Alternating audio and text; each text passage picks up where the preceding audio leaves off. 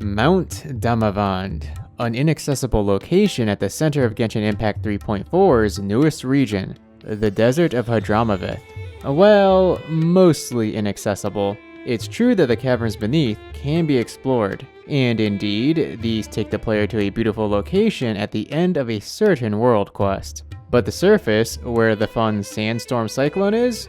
Nope, sorry, no entry allowed. It'll slap the player upside their everything and send them hurtling back when attempting to enter.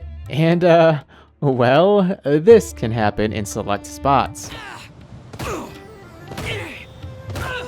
No sense of respect! Oh, no sense of respect! Entry is barred, which naturally means we're breaking in to see what's beneath the big cyclone. As usual, I went down my checklist to find a way in. Did the devs leave a random opening somewhere on the outside? You'd be surprised how often this is the case, especially in the Sumeru region. It's a rather big area to examine, and running around it multiple times took a while. But no, there wasn't anything I could find around the perimeter. What about going in from above? Perhaps this barrier doesn't have a ceiling. Would you look at that? The triumphant return of the Xiao drill. Okay, so it does have a ceiling. It must be nearly flat because Xiao's not moving that much. From up here, we can get a great view of what's inside. Well, it's a big crater. It almost looks as if it leads outside the map, that those lit areas are empty space and we're seeing the void. Though it could just be lighting. It wouldn't be all that surprising if they left the big sealed area in such a state. We've not had a properly locked area released early since version 1.0 saw Terai. And I imagine they'll never again release one because of how many players broke into it, myself included. Can't enter from the sides, can't enter from above. That leaves going underground and climbing up. There's a lot going on down here. Let's take a quick gander, shall we? We have many strange lands.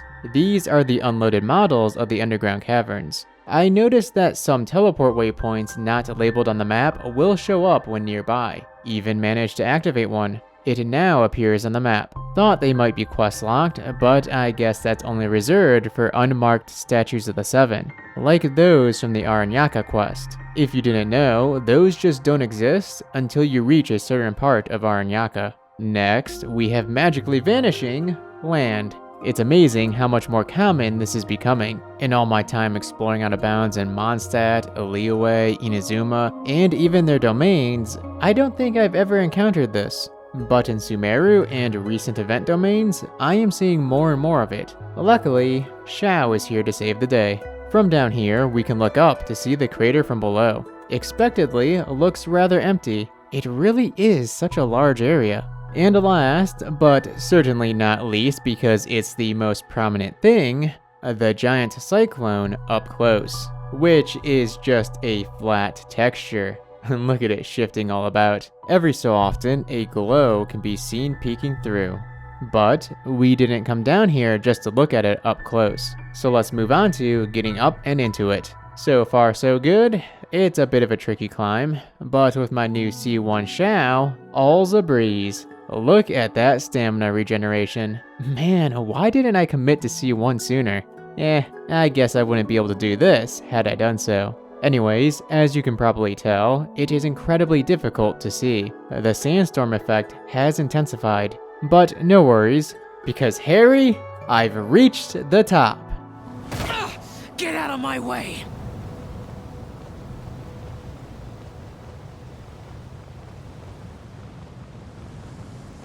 The day! Walls, a ceiling, and even a floor. Well now, I'll be. They really sealed this place up. Add in the knockback effect, the fact that it's not one barrier, but two. Not that any of it stopped me, because the only reason I know this information is because, yeah, I managed to break in. You can see Xiao unable to enter past here because he's between the barriers, while Yanfei is being pushed back from the outer barrier. Given there's a ceiling, walls, and floor, this is an invisible object over top the area instead of just a plain old barrier. The reason being that, no matter where I am in here, This happens when I switch characters. Get out of my way! No sense of respect!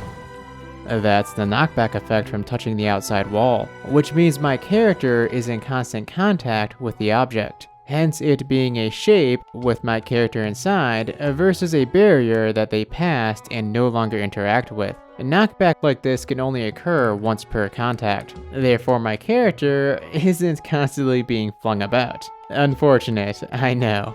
But when I switch characters, that's a new first contact, so they're sent hurtling backwards. Of note is that it's always backwards relative to the character, not the source of the knockback, which explains why Madame Faruzan was having such a terrible time earlier.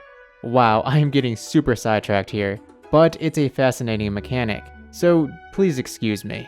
Anyways, back to exploring. Lots of sand. And it'd be next to impossible to see had I not turned off a volumetric fog. Aha! So the area does lead outside the map. There's this huge open spot on one side, and this smaller hole that could probably be climbed through. I spent lots of time getting in here, so not about to drop down. Well now, how nostalgic. It's like I'm standing in the middle of the haunted Gerudo wasteland from Zelda, and I need to follow the flag posts barely visible on the horizon, else I'll lose my way. Oh, and these trees can be cut. How dare Hoyoverse seal off such a plentiful grove of trees to cut?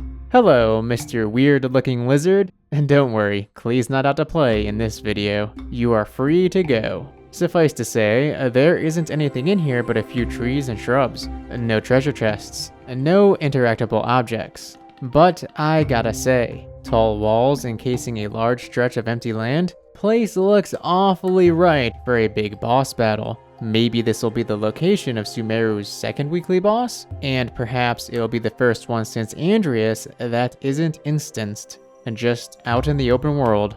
That'd be cool. Or maybe it's not a boss, and that glow we see within the cyclone belongs to another nail that desolated the land. Do let me know your thoughts. And with that, we have conquered the sealed peak of Mount Damavand. It'll be most interesting indeed to see how the area changes between now and whenever it becomes accessible. If it becomes accessible.